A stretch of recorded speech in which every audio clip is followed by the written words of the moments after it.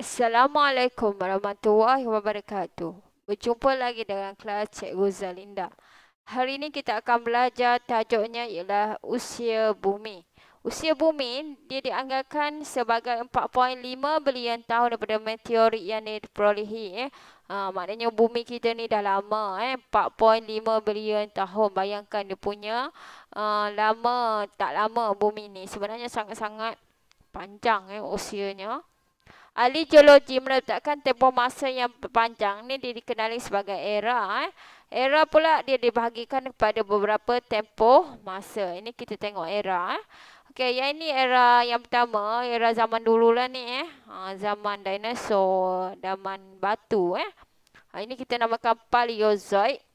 Yang tengah-tengah ni kita namakan Mesozoik. Dan yang kita berada sekarang ni ialah Cenozoik. Okey, seterusnya kita belajar juga hari ini adalah berkenaan dengan fosil. Apa itu fosil? Fosil ialah bahan bumi yang terbenam dan tertimbus seperti tumbuhan, haiwan dan serangga untuk jangka masa yang panjang. Maknanya contohnya haiwan yang dah mati, tumbuhan yang dah mati, lepas tu dia mati masuk dalam tanah kan.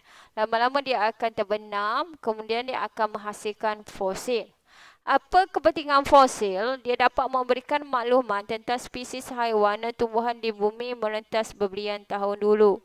Maknanya bila kita jumpa fosil, kita tahu sebenarnya ini, contohnya kita jumpa satu tulang tu.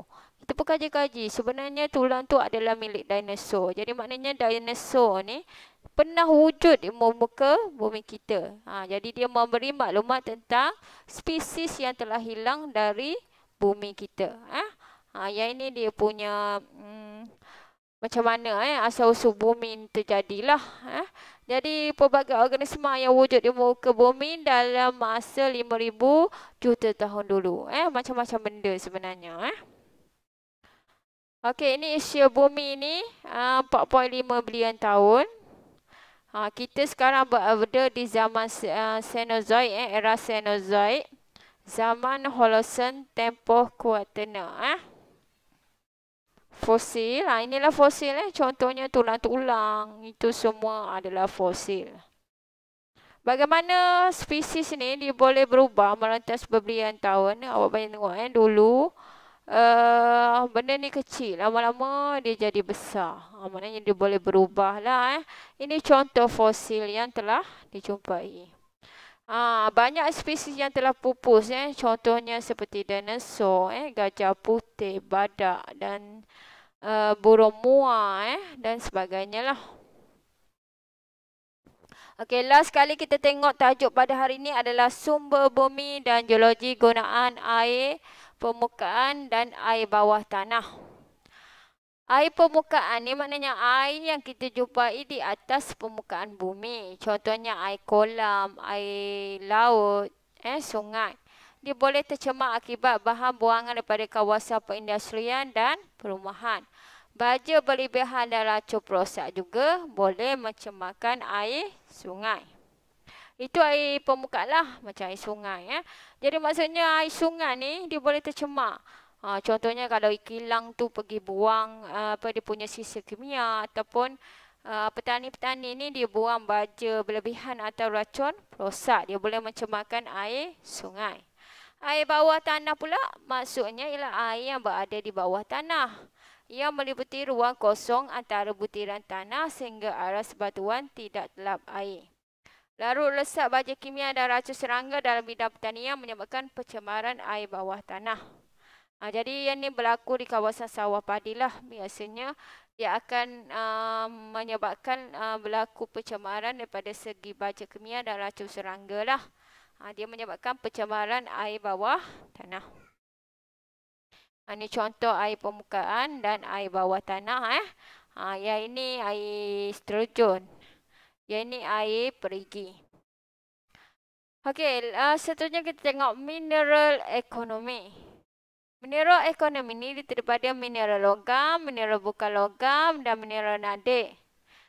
Contoh mineral logam adalah besi, biji timah dan emas. Contoh mineral bukan logam adalah seperti arang batu dan petroleum. Mineral nadi bumi dia special sebab dia ada satu atau lebih daripada satu unsur nadi bumi yang dijumpai dalam kerak bumi. Mineral nadi bumi ni biasanya digunakan dalam teknologi moden seperti komputer, DVD, alat komunikasi, televisyen dan lain-lain. Ini contoh mineral ekonomi seperti biji besi, timah dan emas. Ini mineral nadi bumi. Ini mineral bukan logam, contohnya seperti arang batu dan petroleum. Yang ini pula mineral nadi bumi. Ini contohnya, dia bersifat unik. Okey, seterusnya kita tengok bagaimana pembentukan petroleum dan gas asli tidak boleh terbentuk. Okey, awak tengok kat sini Ini sisa hidupan darat yang mati dia akan tertimbus di bawah tanah. Benda ni mati, lama-lama dia akan masuk dalam tanah. Sama juga dengan sisa hidupan laut. Lama-lama dia akan mati, kemudian dia akan tenggelam di dasar tanah. Selepas berjuta-juta tahun, bukan hari ni mati, esok kita dah dapat minyak petrol. Dia mengambil masa berjuta-juta tahun. Sisa ni lama-lama dia akan tertanam jauh. Ke dalam bumi, di bawah lapisan tebal batu dan lumpur. Melalui tindakan bakteria, bakteria pun buatlah perebutan. Berlakulah proses perebutan dan akibat kekurangan oksigen di bawah suhu dan tekanan yang tinggi akan menghasilkan minyak petrol dan gas asli. Awak tengok betapa ajaibnya kuasa Tuhan. Daripada benda yang dah mati kita dapat sesuatu yang berharga, iaitu petroleum dan gas asli. Tapi mengambil masa berjuta-juta tahun barulah kita dapat petroleum dan gas asli ini.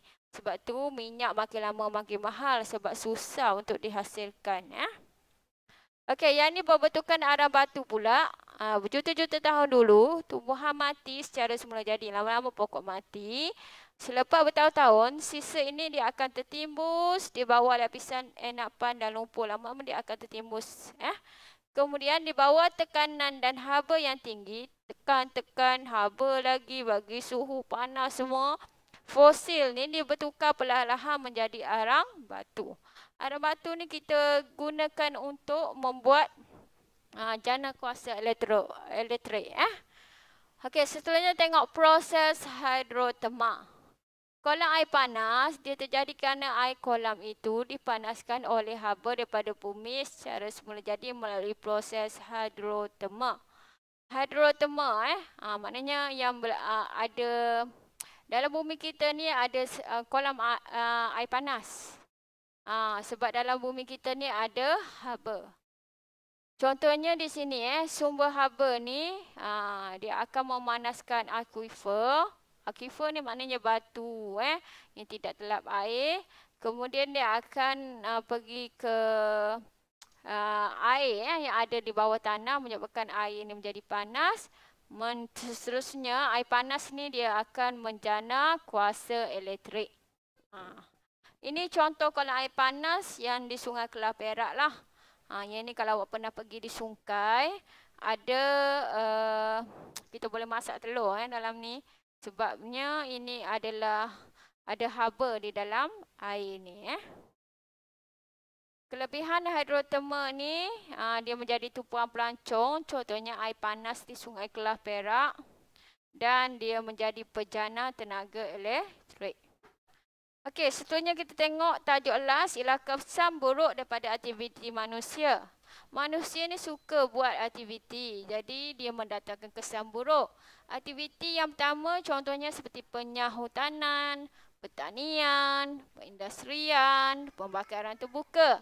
Dia boleh menyebabkan hakisan tanah, banjir kilat, kepupusan flora dan fauna, pencemaran air, udara, terma dan bunyi dan pemanasan global. Okey, itu sahaja untuk hari ini. Sekian, terima kasih.